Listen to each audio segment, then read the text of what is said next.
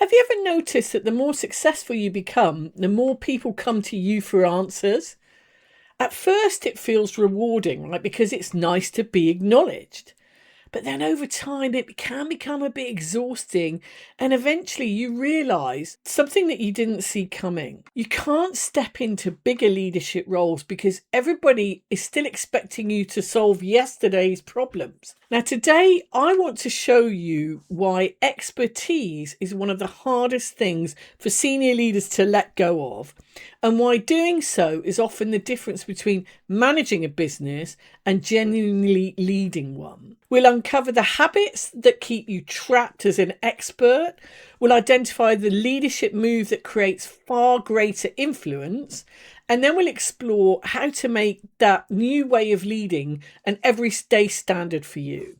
Hello, I'm Penny Wood, and I help senior leaders shift from operational leadership to strategic influence using the Master Move method. If you're ready to create more impact without carrying the weight of every decision yourself, subscribe and join me each week where I share leadership insights to help you succeed in your career and your life. So let's get started. One of the questions I often ask almost every executive I work with is, what are people relying on you for? Now, most people answer that question something like this. Well, I'm the person everybody comes to when things get a bit difficult. I'm the one who tends to solve a lot of the big problems. I'm the one whose judgment people trust. Now, these are all good things until they aren't. Because here's what I've noticed over the years. The leaders who become indispensable because of their expertise often find themselves trapped by it. Now, their knowledge built their reputation, their experience earned trust, their ability to solve problems opened doors and created lots of opportunities, right? And it's often the very reason why they were promoted. But somewhere along the journey, the role changed. The organisation expected them to stop being the person with all the answers and start being the leader who creates the environment where great answers emerge from everybody else. And the problem is that nobody tells you when that shift is supposed to happen. So you continue doing what's always made you successful, right? People ask questions, you answer them. A problem appears, you solve it. If someone is unsure about something, you step in to help them. It feels like leadership, right? And sometimes it is. But sometimes it's something quite different. It's dependency. Now, I remember working with a senior leader who told me, I don't understand why my team won't take ownership. They always come to me. So I asked him if I could sit in one of his leadership meetings. And within the first 10 minutes, I could see exactly what was happening. Every time someone presented an issue, he answered it. Every time someone hesitated, he filled that silence, that awkward silence. And then every time an idea wasn't fully formed, he kind of finished it off for them. Now, he wasn't doing anything wrong. In fact, he was being incredibly helpful. But without realizing it, he is training his leadership team to wait for him to respond. Now, why would they wrestle with a difficult decision when they knew that he'd eventually provide the answer? Now, that conversation stayed with me because I hear different versions of it all the time. And the irony is that the more capable you become, the easier it is to create that dependency around you. Not because people are incapable, but because you've shown them that involving you is quicker, safer, and it usually leads to a good outcome. But then there's another consequence that catches senior leaders by surprise. Over time, your reputation quietly changes. Instead of being known for your leadership, you're known for your expertise. Now, that might sound like a compliment, but think about it for a minute. Expertise is about what you know. Leadership is about what your organisation is capable of achieving because of you. They're not the same thing. And that's why phase 1 of the Master Move method identifies those patterns. It's so important. We're identifying the patterns that are limiting your impact. And sometimes those patterns aren't obvious. In fact, they're often behaviors that made you successful in the first place. And that's why they're difficult to spot. You keep stepping in because you've always stepped in, right? You keep providing answers because that's what people expect. And you keep carrying decisions because it feels responsible. But here's the question I'd like you to think about. If you disappeared for 2 weeks, what would stop? It's a slightly uncomfortable question, isn't it? Can I leave? If the answer is almost everything, well, that isn't a sign of strong leadership. It's a sign that too much of the organisation depends on you. Now, the strongest leaders I've worked with aren't the ones that solve every problem. They're the ones who've built teams capable of solving problems without them being around. That's a very different measure of success. So over the next few days, I'd like you to notice something. Every time someone asks you a question, pause before answering it and ask yourself, do they genuinely need my expertise here, or have they simply become accustomed to asking me? That single pause tells you more about your leadership than any personality profile ever will. Because once you begin to recognize where dependency is crept in, you can start changing it. And that's exactly where we're heading next. Now, once you've recognized where that dependency exists, you've got a decision to make. You can carry on leading in exactly the same way because that's familiar, right? It's comfortable. And if we're honest, it probably makes you feel useful, right? Or you can make your master move. Now, this is phase 3 of the master move method. Choosing your master move. This is about identifying the one shift that will have the biggest impact in your leadership, in your team, and ultimately in the business. Now, one of the biggest assumptions I hear from senior leaders is this. Well, if I don't step in, things won't be done properly. Now, occasionally that's true, right? There will always be situations where your experience is needed. I get that. But if that's your default position, I'd encourage you to stop and ask yourself another question. And that is that really because your team isn't capable? Or is it because you've unintentionally taught them that you're always going to have the answer? There's a huge difference. One is a capability issue. The other is a leadership habit. And I often say that the quality of your leadership isn't measured by the quality of your answers. It's measured by the quality of your thinking, the thinking that you create in other people. And that's the shift.